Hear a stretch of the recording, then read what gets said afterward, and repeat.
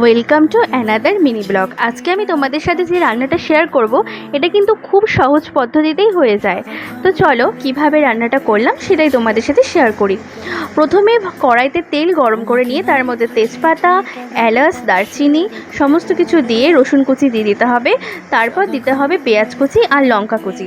খুব ভালো করে একটু মিশিয়ে নিয়ে তার মধ্যে জিরে গুঁড়ো, হলুদ গুঁড়ো, লবণ, তারপর কাশ্মীরি লঙ্কার গুঁড়ো দিয়ে ভালো করে কষিয়ে নিতে হবে। তারপর সেদ্ধ করা আলুগুলো এর মধ্যে দিয়ে দিতে হবে আর কিছুক্ষণ পর টমেটো সস দিয়ে দিতে হবে।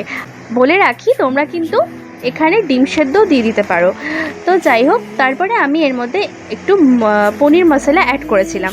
তারপর ভিজিয়ে রাখা চালটা আমি এর মধ্যে দিয়ে খুব ভালো করে মিশিয়ে নিয়েছিলাম আর চালের পরিমাণ অনুযায়ী কিন্তু জলটা দিতে হবে।